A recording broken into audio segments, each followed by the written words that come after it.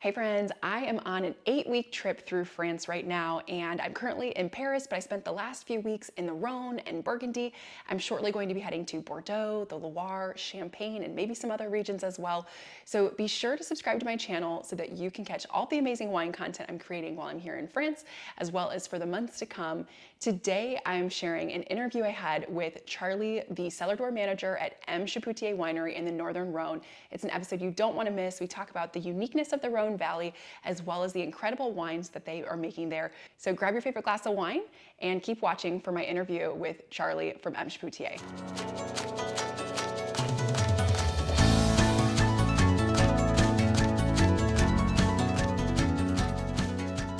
Hi, Wine CEO followers. I'm so excited because today I'm in the heart of the Northern Rhône in Hermitage at M Chapoutier with the Sommelier Manager, Charlie, and she's here to tell us a little bit more about M Chapoutier. So Charlie, thanks so much for coming on the Wine CEO podcast. Thank you for coming to see us. Yes, of course. So can you tell us a little bit about this region? We're standing in this beautiful area.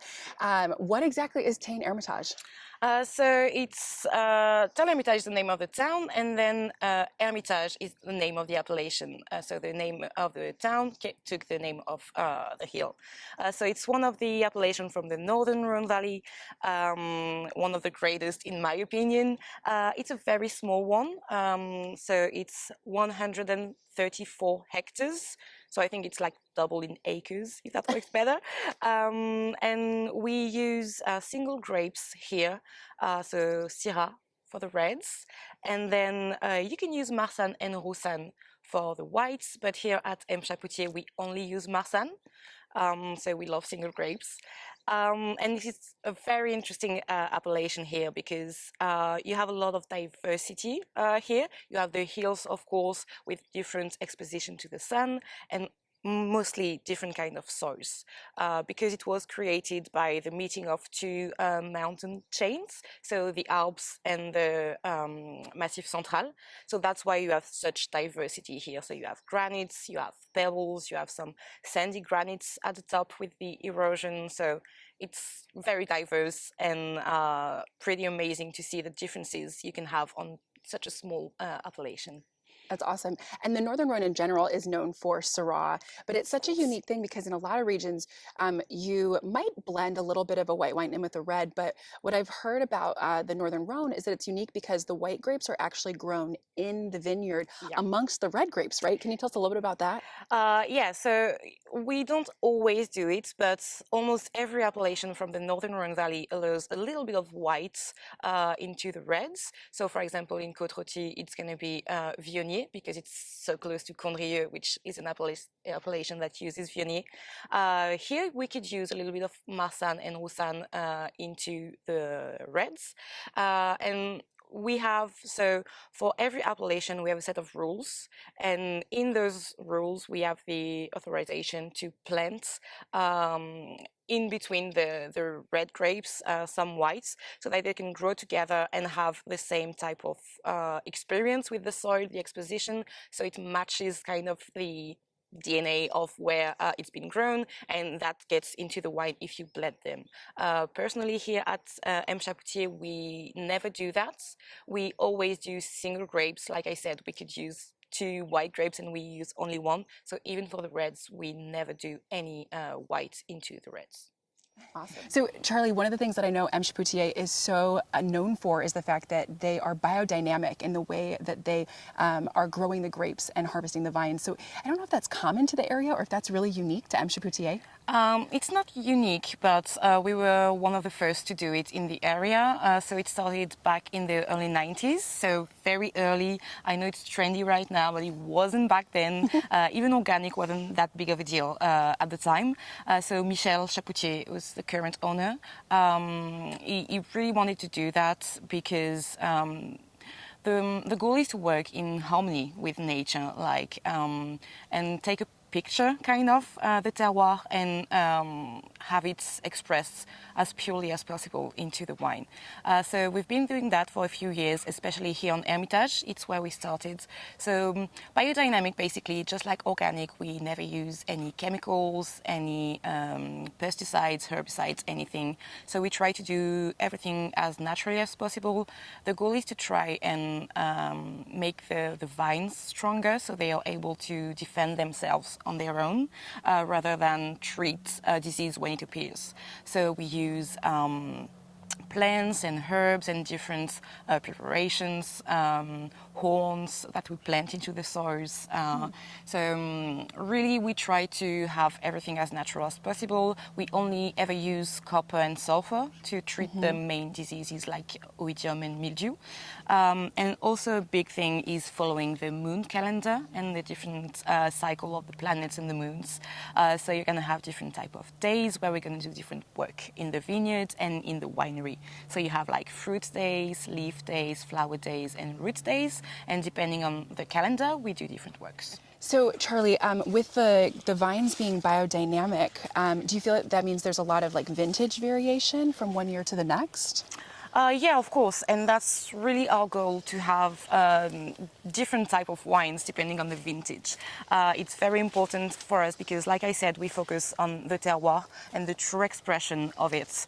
So we love to have different vintages. We love to let the soil talk, the weather conditions of that year.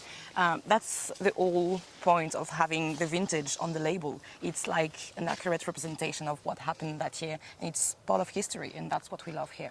I love that. Okay, so Charlie, tell me about the plots. So obviously in Hermitage, just like a lot of regions within France and around the world, single plot wines are really valuable, really expensive. And I know that you do some single plots as well as some blends. So tell us about that a bit. Yeah, so we started doing single plots around the same time as biodynamic. It was very much related, and it started with Michel Chapoutier, of course, because he was so interested in reflecting the terroir that we had. So here we do 6 different single plot wines, so white and reds. And then we also do blends. So the goal with single plots is, like I said before, taking a picture of the terroir. And it's so easy here because we have such a diversity of different soils. So here we are at the bottom of the hill, so we have a little bit of everything because it came running down with erosion and water and everything. So we have a mix of different things. Where we were before, we had some rolled stones, pebbles. Then at the top you have some granites, sandy ones because of the erosion. Then you have some clay and limestone. So it's very, very diverse, so interesting. And of course, the single plots, they are usually more valuable, a little bit more expensive because it's very tiny plots. Sometimes it's not even an entire hectare, so it's very small. It's a lot of work, especially here because we work in biodynamic. We do everything by hand, so no machines to harvest or anything. So that's a lot of work. We also make 2 blends, so one for the reds and one for the whites, because it used to be a tradition of blending different plots here in Hermitage, and also we want to have like kind of a synthesis of everything, of different soils, and it also allows us to have a more affordable type of Hermitage because we can do a little bit more volume on those, and yeah, it's a little bit more affordable for people to be able to drink Hermitage because it's such a small hill, such a small appellation. It's not a lot of bottles produced every year, so not everyone can drink Hermitage, but we try to make it more affordable for some of them. That's awesome. Now, I know that some of the plots actually go sideways, right? Someone might think that they kind of go up and down, but because I think it's the middle section is considered kind of the prime soil area, right? The bottom gets a little too much irrigation, the top could be a little too dry. So the more prestigious vineyards are really right in the middle. Is that correct? You have some of the most prestigious ones, in the middle, but I think the best ones are at the top, near the chapel over there, where we have our best wine called l'Hermite. And that's because you have really poor soils at the top. Like I said, you have sandy granites, so you have a very, very small production, very low yields. The exposition to the sun is just perfect over there. And yeah, we have really old vines at the top as well. So usually we keep an average of 60 years for the vine. So that's really old. We keep some younger ones, so we have some volume as well, of course. But yeah, I'd say the most prestigious one would be at the top, with some others in the middle as well. But yeah, the bottom is usually the more affordable in terms of prices and also in terms of tastes, because it's much more I'm not going to say very light, but it's a little bit lighter, a little bit more accessible, more on the fruits, a little less tannins, not as much structure. So yeah, it's usually a little bit more accessible for people. Okay, so Charlie, the name Hermitage comes from kind of a unique story. Can you tell us about the Hermit of Hermitage? Yeah, that's where it gets names from. So it's a long time ago, after coming back from the Crusades, the Knight of Sterenburg came to live here as an hermit in that chapel. So it's a unique story, really. So the legend would say that he was the first one to grow vines here. It's actually not the case, because we have traces of vine production over there from before that. But it's a very nice story, and he did give the name to the appellation. So that's why you can see Hermitage written without an H or with an H. And both writings are allowed, so you can use whatever you want. We actually do make a distinction here at Chapoutier. We use an H in front of the appellation name when we blend different plots, and then without an H, that means it's a single plot. Works for Chapoutier, don't know for other wineries, so I don't know, but for us, yeah, you can see if it's a single plot or not just by the writing of the appellation. I love that. Very cool. Now, throughout the region, there's also large signs for each of the wineries, you know, up in the hills. I'm guessing this is just to denote the various plots that belong to that vineyard? Actually, not even. Okay. I mean, sometimes it's right above or on a plot that we own, but sometimes it's not even for that. So you can walk around and you have like, this is our plot. You do a few meters over there, it's another winery's plot, and then back to our plots. So it's really the people working in the vineyard that know where it starts and where it stops, not always due to the signs. Okay, I love it. So, Charlie, can you tell us a little bit about how many hectares of vines M Chapoutier has here in the Northern Rhône, as well as, I think there's a lot outside of the Northern Rhône as well? There is. So we've expanded a lot. Everything, of course, started here in the Northern Rhône, and especially here in Hermitage. We are very fortunate to own 33 hectares here on Hermitage appellation, which is amazing because, like I said before, the appellation is only 134. So we have a big proportion of the land here.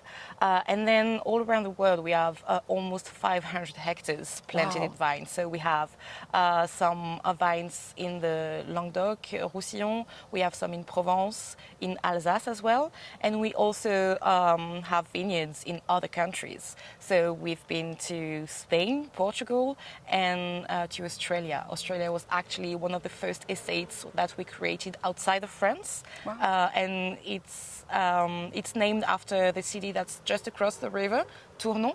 So that's the name of the estate that we have in Australia, kind of like a part of France over there in Australia. I love that. Very cool.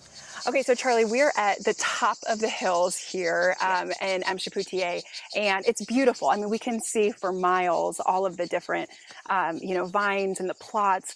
So walk us through again, you know, how unique this region is. Hermitage is in the center of the Rhône. So what's around us? So right around us, you have Hermitage, which is the biggest appellation in the Northern Rhône, that's surrounding the hill of Hermitage.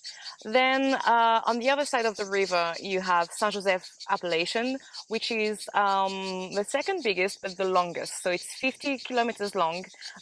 It started here across the river in Tournon-sur-Rhône, and then it goes up to unqiue, where you have Côte-Rôtie and Condrieu. And then it stops just before Cornas and Saint-Péret. And and Saint-Péray is basically the end of the Northern Rhône Valley. And here in Hermitage, it's kind of the center, yes, and that's where you have the most diversity in soils. So it's a little bit of everything. I love it. So when we were trying our wines a little bit earlier, and we were talking about the single plot versus the blends, up here, are these mostly more the prestigious single plot wines from these grapes? Yeah, so maybe you didn't see, but actually the house that just up here where we were earlier, that was on the label of the white Hermitage that we were drinking before. And so most of the grapes come from this area here.